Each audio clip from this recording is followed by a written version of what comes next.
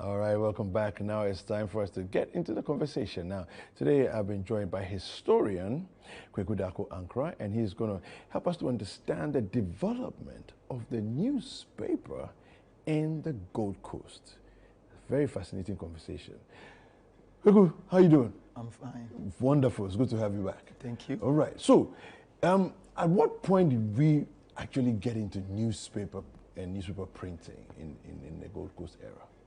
Okay, thank you very much. So, when we look at the newspaper landscape, as I said, it started with the print, the media itself. We have the broadcasting, and today the new media, or what we call the internet. Yeah. But back in the day, the newspaper history, or its beginning, started in 1822. Wow. By Governor Charles McCarthy. When he came to become a governor, he set up a newspaper called the Gold Coast Gazette. Okay. And then also an African Intelligentsia. They are one paper, Gold Coast Gazette or an African Intelligentsia. So some people call it Gold Coast Gazette and African Intelligentsia. So this paper was he was the founder, Governor Charles McCarthy was the founder, and it has Major Gordon Lane as an editor of the paper. And these people were able to use the paper actually to write about the happenings on the Gold Coast around that time. And this was the period of the Ashanti coastal skirmishes. Okay. And so this newspaper was able to write about whatever was happening.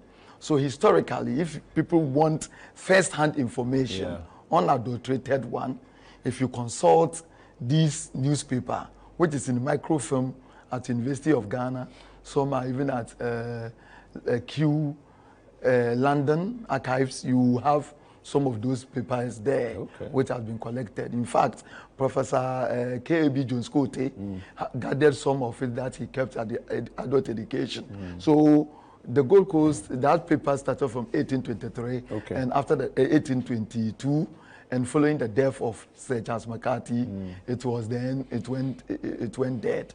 It was not resuscitated again. Okay.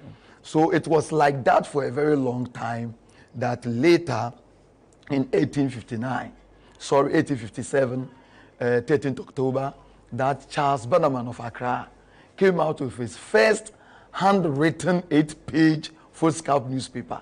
So it was some sort of newsletter writing. So because he didn't have printing press, so he was using his handwriting. He was a master writer. So if you look at a copy of the paper and his handwriting, he was able to use it and produce the paper from the 13th October 1857, around that time, and it was in Accra. Over the year, in the next year, the paper went to Cape Coast, and then the paper was called Accra Herald. Okay. The first newspaper he founded in 1857 was Accra Herald. Wow.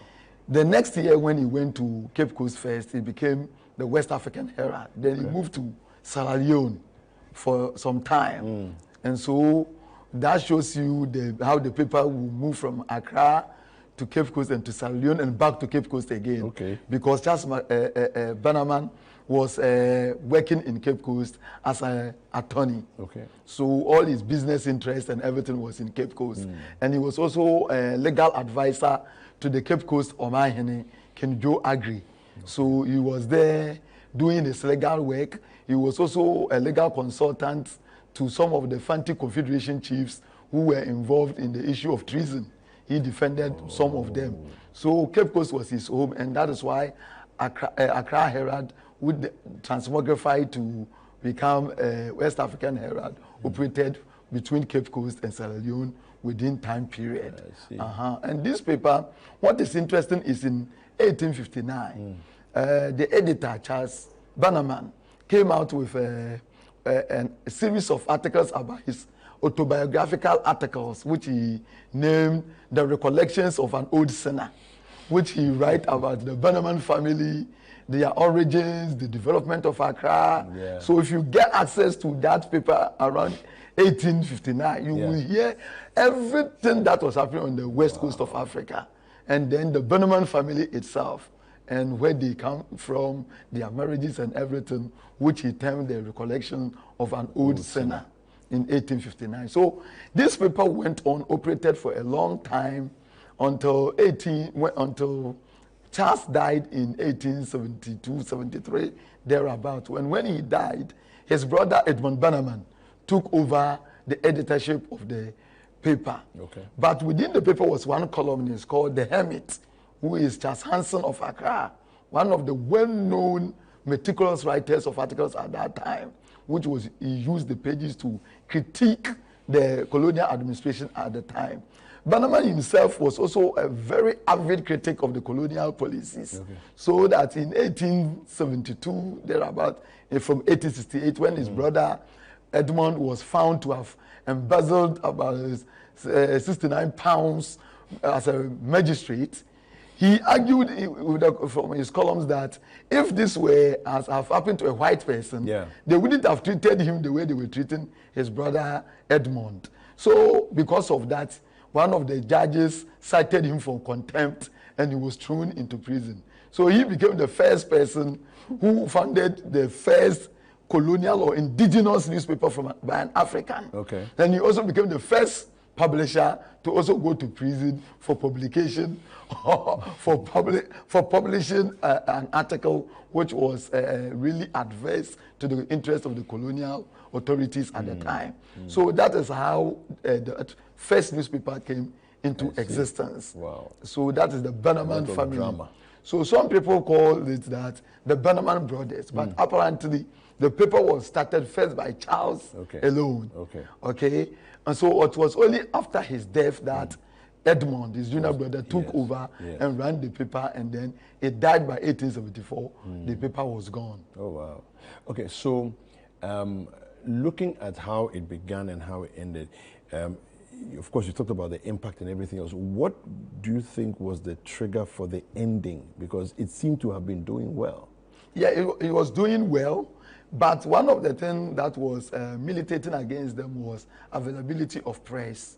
Okay. Yeah, somebody even promised to send them a press. According to archival information, the press got drowned in the Liverpool before it would reach Accra.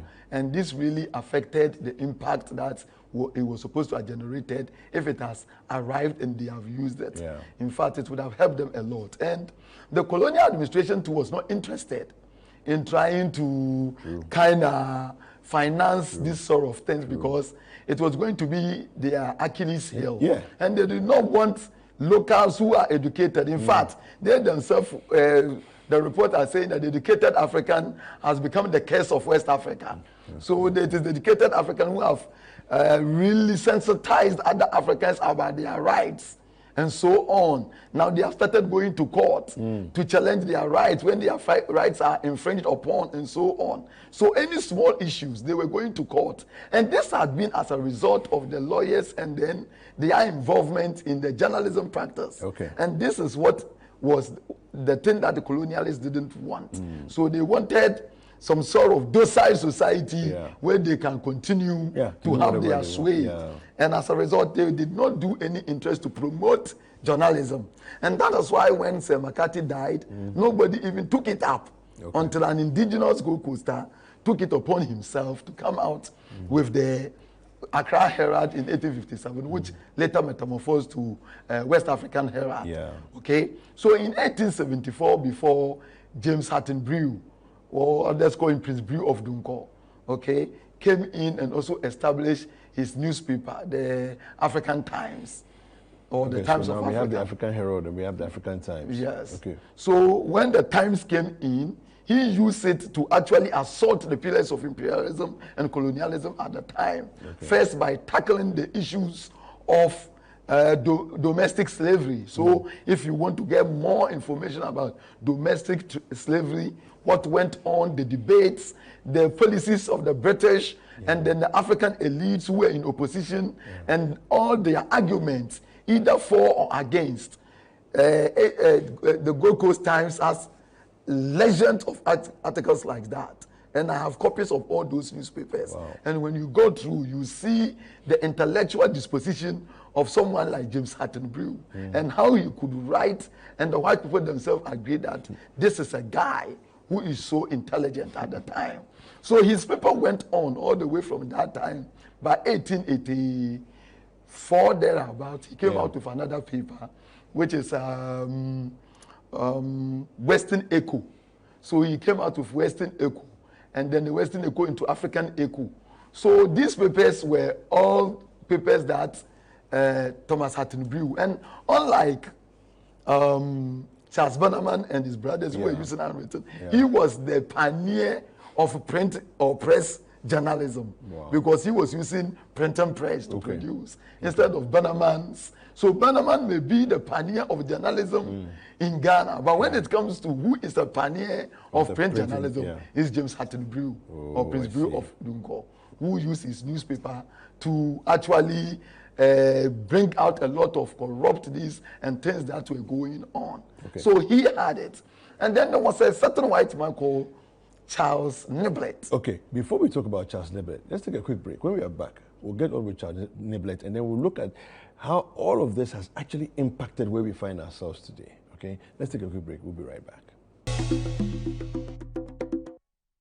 All right, welcome back. It's still the Heritage Month on Air series, and we're looking at the development of newspapers in the Gold Coast era. And we're just talking about Charles Niblett. Let's get right into it. Yeah, so you mentioned Charles Niblett. Yeah, so Charles Niblett was a European lawyer who came to Gold Coast to practice. And then he also, looking at the way the space was, also founded a newspaper called Gold Coast Assizes, 1884, 1885. Gold Coast Assizes. Assizes. Yeah, assize, where you bring people to deal things when it comes to law, people who can rule. So you put up people who come and deliberate on issues. So that is what, because his interest was more in the legal news. So he came up with the Gold Coast Assizes. And then a year later, in 1885, he added the Gold Coast News, another newspaper, to it. The same person? The same person. So Niblett, that is what he did for the Gold Coast. And he was also operating from Cape Coast. The two newspapers, or just like James Hatton Brew's newspapers, the Western Echoes, the how do you call it, the Times of Africa, and all of them. So they were coming from Cape Coast. So newspaper in reality was a Cape Coast affair at the time. So after Niblett was also John Mensah Saba. When he came 1890s, he also came with his paper Gold Coast News. Gold Coast People. Gold Coast People. And Gold Coast People was very critical. At that time, everybody knew him to be owner, and he write articles under pseudonym. And one of the controversial articles that he wrote turned the entire West African newspaper law upside down, because there was no newspaper laws on libel, on also who is the owner, and so on. So the Gold Coast People, when Governor Randolph William Branford Griffith named his son, who is also called by the same name, William Branford Griffith Jr., who was an attorney, was named Attorney General at the time, and was going to be appointed as a Chief Justice. Some argued that this is really nepotism, something that if an African should do, they will say the Africans are using their historic kinship ties and undermining governance system. But here we are, a governor appointing his own son as an Attorney General, and they don't see any conflict of interest. So he went on to challenge these bodies on corruption and so on. So the governor took offense. He took offense about what was happening and hurriedly instituted what is called the newspaper ordinance. And the newspaper ordinance, in fact, the governor, it was his last resort. The first thing he did was he wrote directly to the Gold Coast people, asking them to mention the person who have written the article. But the whole Gold Coast know that this paper belongs to John Mensah Saba. And nobody could have written boldly except Saba himself.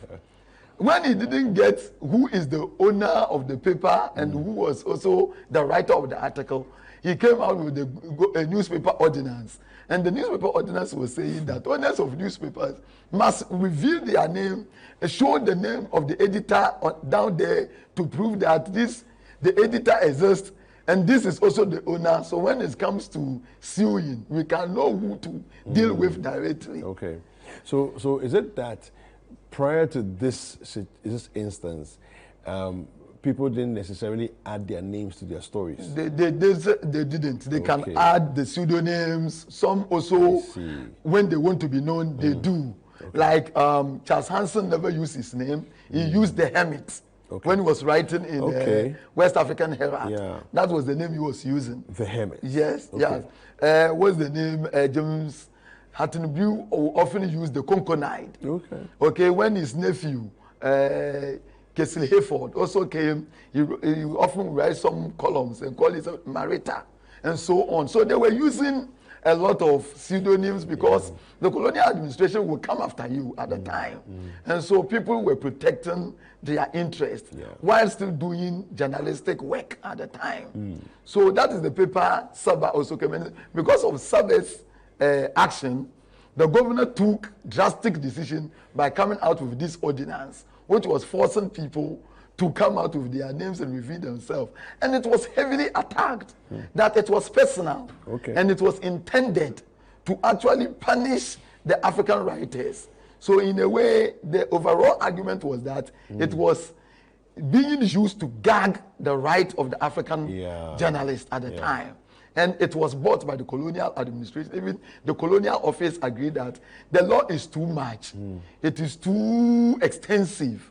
And it will affect individuals because people really want to do work for free just to help the cause of development of the nation. So if you are going to gag by knowing the publisher and so on, this is too overriding. So in newspapers too, it is not everybody, they are under no obligation to reveal their name. Writing under pseudonym is legal everywhere you go. Until today, people are still writing and having pen names. So that was the argument, and they agreed that even in Britain, where sometimes the law can be really crippling, it does not deal with that sort of issues. So it was ignored until later time in 1913, before another governor came and then resuscitated the newspaper licensing law, which came into effect later. But before that, after Saba, other people also came out with newspapers. So for instance, the Methodist Church came out with the Methodist Times. And this was under the one Reverend Minister Chopin and Cannell. And then Reverend Atahoma, also called SRB Solomon, was the one who was editing the paper. And they also did critical work and sometimes even facing libel cases as a result of their writers. And Kessil Hayford and other people were all contributing. So from the newspaper tradition started developing. In Accra, you have Gold Coast Independent, founded by Dr. Aismon. Aismon was a medical doctor. And one of the founders was Cole. Cole too was a trader in the Gold Coast. And then you have Bright Davis, J. Bright Davis, who was also a journalist. So with Eastman's involvement or entry into the newspaper space, what year are we looking at? We are looking from the beginning of the 1908 all the way to 1920s, Gold Coast Independent, up to 1922 going. And they use it to do their extensive work. So it was not quite popular with the African nationalists of the time who see him like a sellout because he was always speaking on behalf. To even cause it more troublesome for him, the Joint Provincial Council of Chiefs, who are mostly known as being in bed with the colonial administration, even caused monies to be collected to help him in his publication. And this gives ammunition to his opponent to state that we said it.